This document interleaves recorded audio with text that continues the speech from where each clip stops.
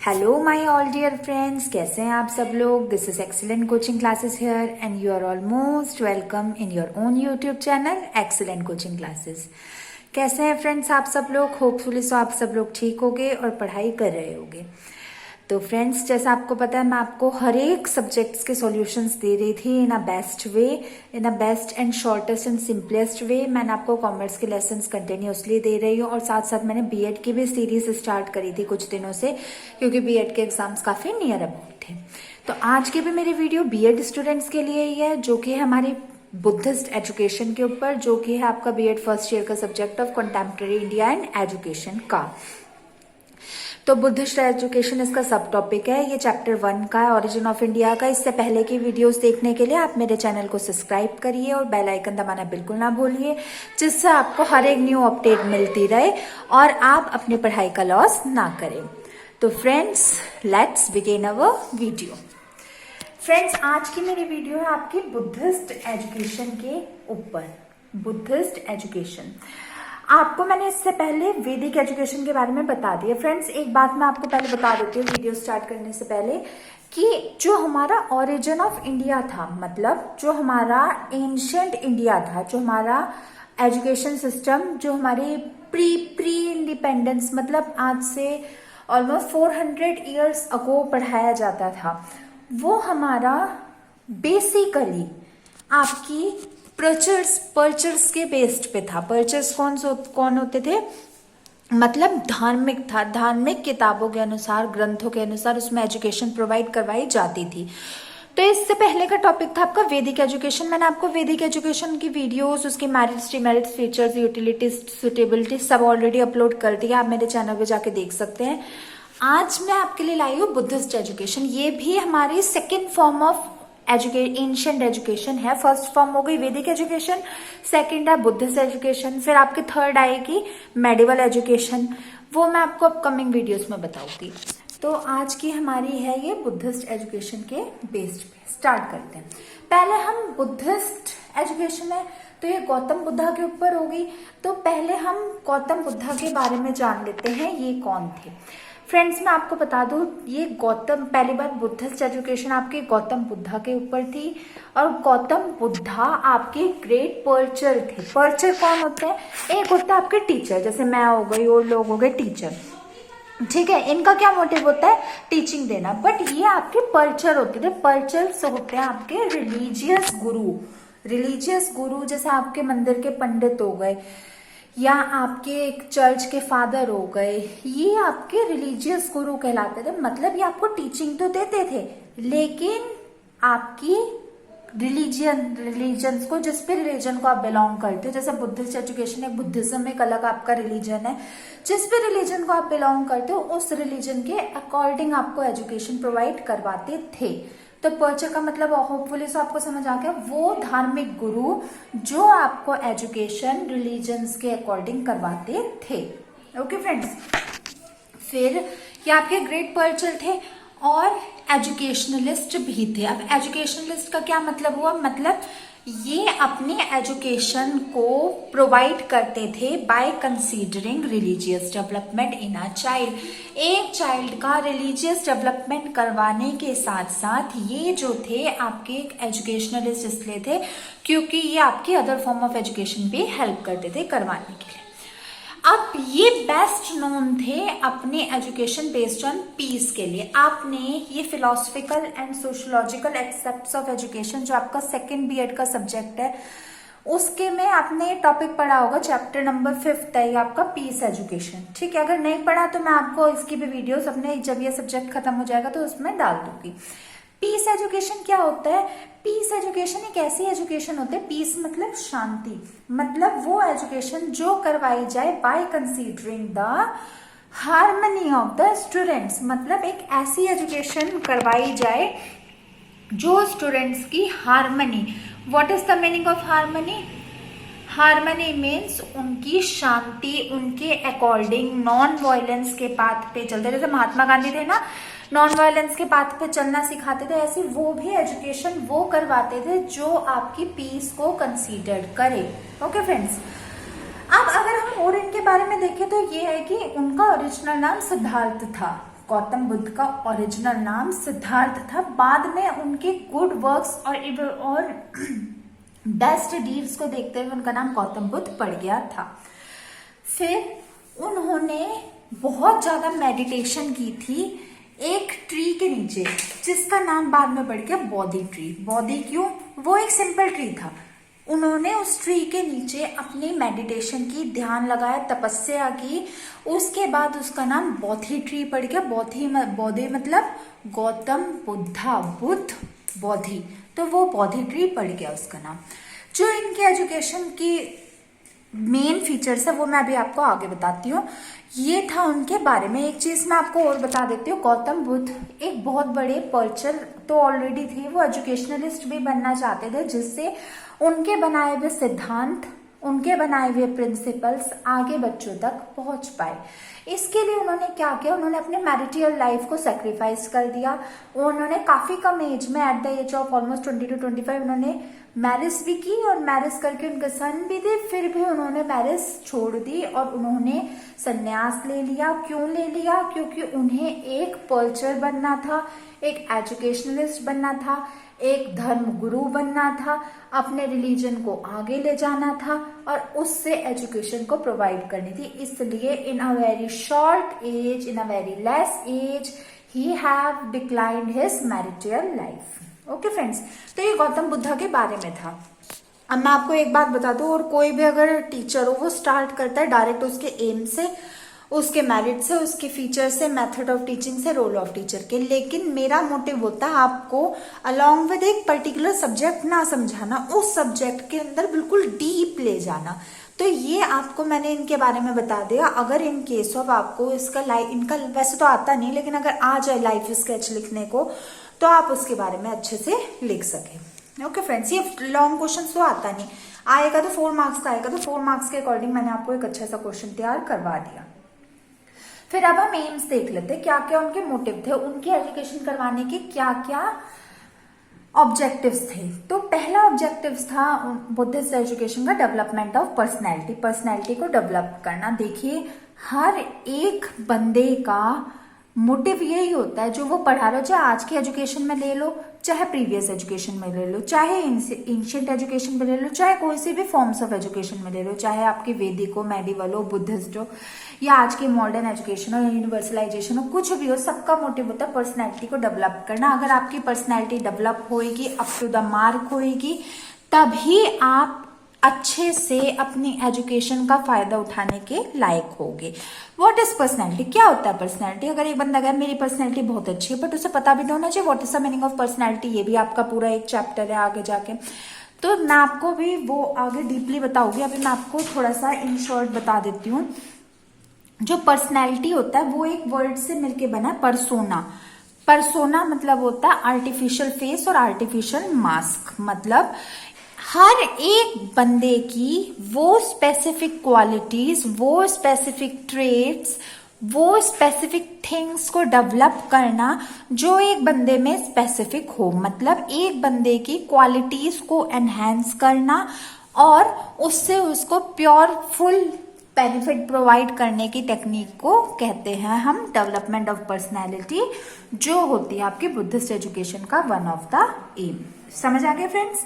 Second होता है formation of character. आज के जमाने में ये इतना इंपॉर्टेंट हो या ना हो, मैं ये नहीं कह रही नहीं है, बट जो एंशिएंट एजुकेशन थी उनमें ये प्राइम इंपॉर्टेंस होता था कि एजुकेशन के साथ साथ कैरेक्टर डेवलपमेंट करना, एक ऐसा चरित्र, एक ऐसा अपना कैरेक्टर बनाना जो आपका सोशली, मेंटली, इमोशनली और फिजिकली वेल हो, सस्टेन करने के लिए इस सोसाइटी में।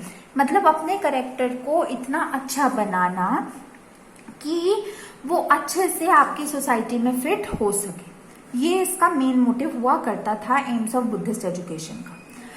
फिर थर्ड होता है रिलीजियस एजुकेशन। ये बात मैंने आपको कई बार बता रखी है, अभी ऊपर भी बताई है पर्ज के वे में कि आज की एजुकेशन ऐसी नहीं होती, लेकिन एंशिएंट एजुकेशन प्रोवाइड ही जब रिलीजियस गुरु करते थे तो वो रिलीजियस डेवलपमेंट तो करवाते थे। जो भी इंसान जिस भी रिलीजन को बिलोंग करता है उसको उसके बारे में परफेक्ट नॉलेज हो, उसका एनहेंस ऑफ डेवलपमेंट हो उस रिलीजन में, ये काम भी आपके हमारी बुद्धिस्ट एजुकेशन के अंदर आता था। फिर फोर्थ एम इनका था बुद्धिस्ट एजुकेशन का पीस एजुकेशन। ये भी मैंने आपको अभी अभी बताया, वो एक ऐसी एजुकेशन डेवलप करना चाहते थे जो रिलीजियस एजुकेशन हो, रिलीजियस डेवलपमेंट करेगी स्टूडेंट का, प्लस उसके साथ साथ उसको पीस, हार्मनी और आपकी पूरी नॉन वायलेंस पाथ पे चलकर एजुकेशन प्रोवाइड करे। तो ये होता है आपका पीस एजुकेशन, जो थे आपके एम्स। ये चारों इसके एम्स थे। आप इसके बारे में हर एक पॉइंट के होपफुली सो लिख पाएंगे, और अगर कोई फिर भी डाउट हो तो मेरे कमेंट सेक्शन में आप पूछ सकते हैं। फिर आ जाते हैं आपके मेथड्स ऑफ टीचिंग। कौन कौन से मेथड्स ऑफ टीचिंग होते थे जिससे हमारे बुद्धिस्ट एजुकेशन करवाई जाती थी?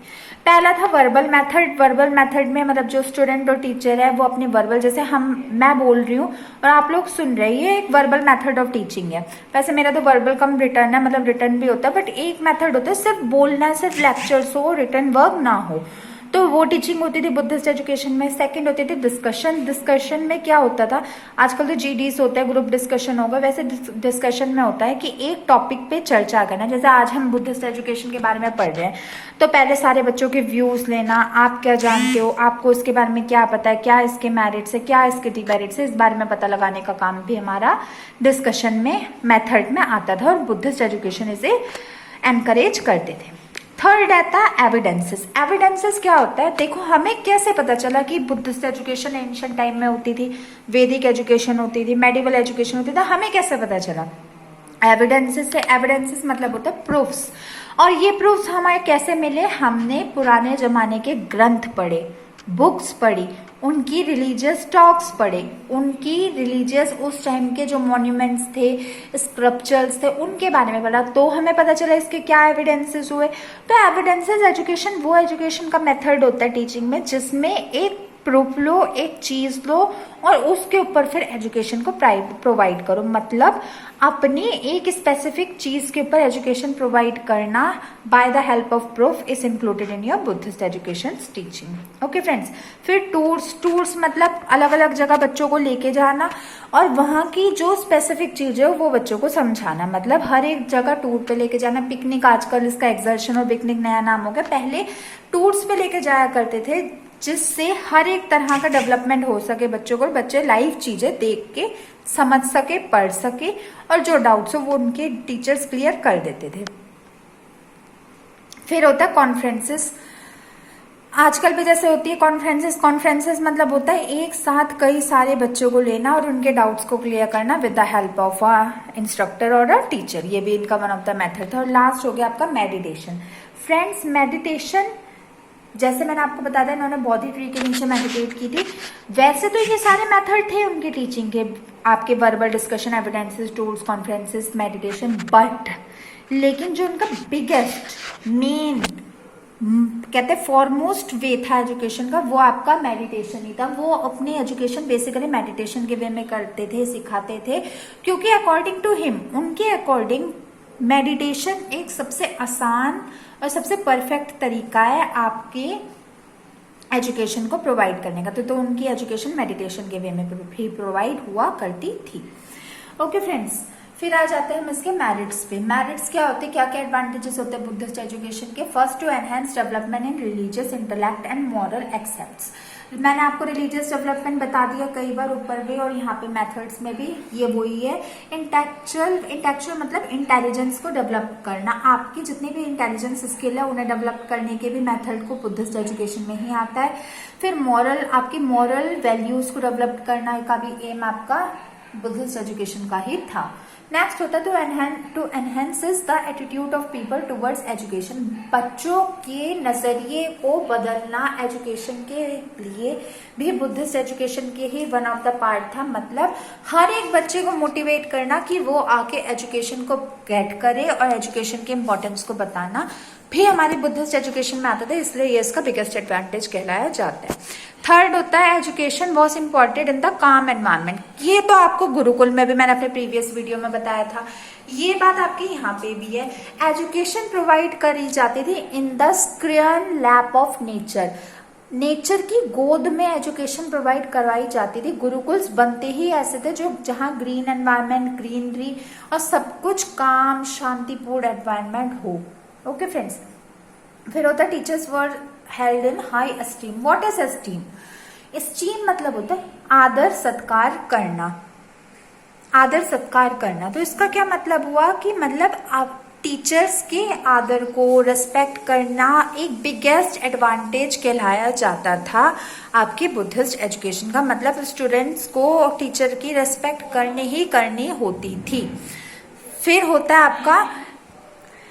आपका it focus on the equality and no differences were based on the caste religion. मतलब हर बंदा एक है, किसी भी तरह का कोई डिफरेंसेस नहीं क्रिएट होते थे कास्ट के अकॉर्डिंग, रिलीजन के अकॉर्डिंग। मतलब कास्ट और रिलीजन के लिए किसी भी बच्चे को डिस्क्रिमिनेट नहीं किया जाता था। हर बंदा इक्वल है in front of Buddhist education system.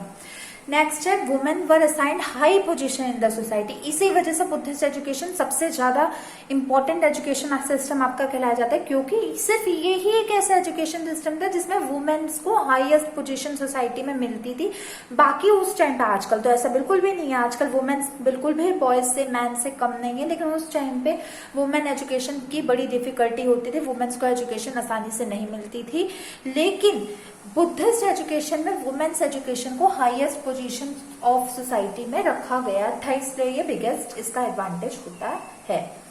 फिर होता है रोल ऑफ टीचर्स। टीचर्स का क्या रोल होता है इसमें? 3 तरह के आपके टीचर्स होते हैं इसमें, आचार्य, उपाध्याय और महावगा। जो आचार्य होते थे वो 6 साल बड़े होते थे आपके स्टूडेंट से। आजकल जैसे मॉनिटर्स होते हैं ना, उस टाइम ऐसे होते थे। ये टीचर्स नहीं होते थे, ये 6 साल बड़े होते थे स्टूडेंट से, जिन्हें कंट्रोल और कोऑर्डिनेशन का काम करना होता था। फिर जो उपाध्याय होते थे वो 10 साल बड़े होते थे स्टूडेंट से, और जो महावगा थे वो 36 ईयर्स बड़े होते थे स्टूडेंट से। ये जो महावगा होते थे ये मेन एम होता था इनका मेन काम होता था एजुकेशन को प्रोवाइड करना।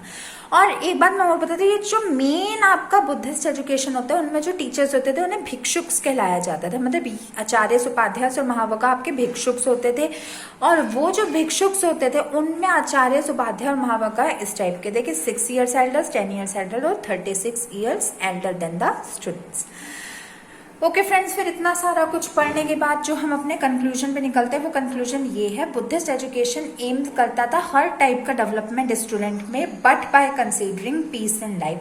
हर तरह का डेवलपमेंट एक चाइल्ड में हो, ये मोटिव होता था बुद्धिस्ट एजुकेशन का, लेकिन साथ के साथ पीस भी हर स्टूडेंट की लाइफ में हो। पीस एजुकेशन, वहाँ पे रिलीजियस डेवलपमेंट मेन इंपॉर्टेंस होती थी। तो फ्रेंड्स, आज के हमने टॉपिक में पूरी बुद्धिस्ट एजुकेशन के बारे में पढ़ लिया, अबाउट गौतम बुद्धा पढ़ लिया, एम्स पढ़ लिया, मेन मेरिट्स पढ़ लिया, इसके रोल ऑफ टीचर्स पढ़ लिया, मेथड्स ऑफ टीचिंग पढ़ लिया, ऑब्जेक्टिव्स पढ़ लिया और कंक्लूजन पढ़ लिया। ये आपका एक 16 मार्क्स का क्वेश्चन बन के आता है जो आज आपने पूरा मेरी इस वीडियो में पढ़ लिया। अगर आप मेरी वीडियो को हूबहू लर्न करते हैं नोट्स बना के, तो आपके 16 में से 14-15 मार्क्स आसानी से आ जाएंगे। तो ओके फ्रेंड्स, आज के लिए इतना ही। आप अपनी पढ़ाई करिए, इसके नोट्स बनाइए, जल्दी इसके एग्जाम्स हो गए तो आप अब मेरे प्रीवियस वीडियो से भी देख के, इनके वीडियो से भी देख के नोट्स बनाइए। मैं जल्द से जल्द नेक्स्ट अपकमिंग टॉपिक्स की वीडियोस लाने की आपके लिए कोशिश करूंगी। उससे पहले मेरे चैनल को सब्सक्राइब करिए और बेल आइकन दबाना बिल्कुल ना भूलिए, जिससे आपको हर एक न्यू नोटिफिकेशन मिस ना हो पाए। आप अपनी पढ़ाई को जारी रखिए और ये पूरे कॉन्सेप्ट समझिए। और फिर भी अगर आपको किसी एक भी वर्ड, मैं क्वेश्चंस तो कह ही नहीं रही, पॉइंट तो कह ही नहीं रही, अगर आपको किसी भी एक वर्ड में कोई डाउट हो तो मेरे कमेंट सेक्शन में लिखिए। मैं आपके कमेंट्स के जल्द से जल्द आंसर देने की पूरी कोशिश करूंगी। मेरे वीडियोस को ज्यादा से ज्यादा बच्चों के साथ शेयर कीजिए ताकि ये डिफिकल्ट कॉन्सेप्ट हर एक बच्चे का आसानी से क्लियर हो जाए। Okay friends, thanks for watching my videos. I will meet you in my new videos very soon. Till then, goodbye and stay tuned.